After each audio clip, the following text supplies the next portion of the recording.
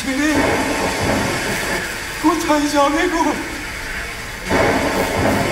যত ঝড় আসুক, প্রাকৃতিক বিপর্যয় ঘটুক, প্রলয় ঘটুক,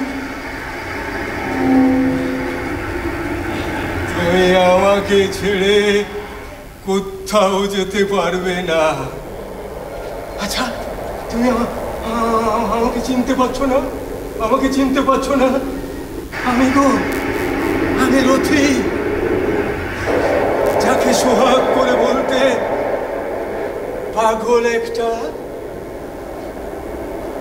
আজি ঝড়ের রাতে তোমার অভিসার, পরাণ সখা বন্ধু হে আমার।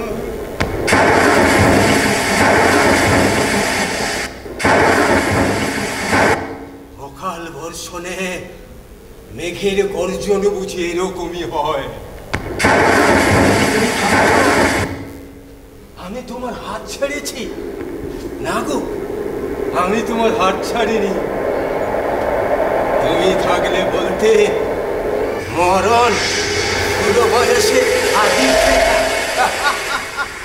আচ্ছা আচ্ছা ইন্দ্রাণী, তোমার মনে আছে? তোমার মনে আছে একবার আমি, তুমি, বাবু কলকাতা বেড়াতে গিয়েছিলাম। ইয়া বড় রাস্তা, কত লোকজন, গাড়ি ঘোড়া।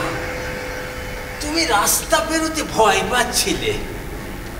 আমি বারবার তোমার হাত ধরে রাস্তা পার করাতে চাইছিলাম, কিন্তু কোনো এক অজানা লজ্জায় তুমি হাতটা বারবার ছাড়িয়ে নিচ্ছিলে আর বারবার বলছিলে, দেখছো না চারিদিকে কত লোকজন। আচ্ছা ইন্দ্রাণী, তুমি বলো, ওই দুটো হাত দিয়েই তো তুমি আমাকে আঁকড়ে ধরেছিলে গো। ওই দুটো হাত দিয়েই তো তুমি আমাকে নিচ থেকে টেনে তুলেছিলে। কি ছিল আমার উদ্বাস্তু জীবন, বেঁচে থাকার লড়াই, চারিদিকে দীর্ঘশ্বাস। আমার গেরস্ত বাবার এদেশে এসে জুটেছিল সামান্য মাইনের চৌকিদারের চাকরি। সুন্দরবনের ভুবনপুরের রিফিউজি পল্লী এক চিলতে মাঠে আমাদের ঠাসাঠাসি সংসার। আমরা তাও পেয়েছিলাম, অনেকে তাও পায়নি। দীর্ঘশ্বাস, কষ্ট, যন্ত্রণা বুকে চেপে রেখে আমার মা বলতো, পড় খোকা পড়, লেখাপড়া ছাড়া জীবনটাকে বদলে ফেলার আর কোনো সহজ উপায় নেই রে খোকা, আর কোনো সহজ উপায় নেই। আমাকে দিয়ে জীবনটাকে বদলে ফেলতে চেয়েছিল সব হারানো পরিবার। সত্যি তো, জীবনটাকে তো বদলে ফেলার প্রয়োজন, এভাবে তো চলতে পারে না। তাই ম্যাট্রিক পাস করে কাজের সন্ধানে বেরিয়ে পড়লাম। সন্ধেবেলা দু চারটে ছোট ছেলে মেয়েকে পড়িয়ে কলেজের পড়ার খরচ জোগাড় করলাম। ঠিক তখনই ওই উদ্বাস্তু আন্দোলনের নেতা বিনোদবাবুর সঙ্গে আমার দেখা হল।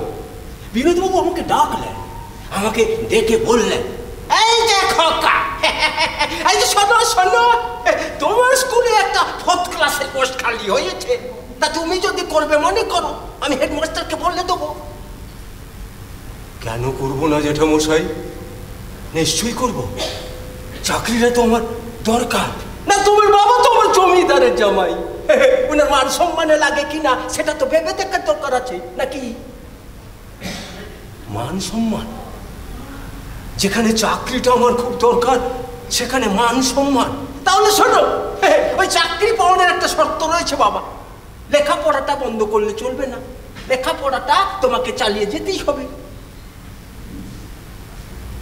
লেখাপড়াটা চালিয়ে যাওয়ার জন্যই তো চাকরিটা আমার দরকার জেঠামশাই। শুরু হলো একটা নতুন লড়াই। সান্ধ্য কলেজে বিএসসি পাশ করে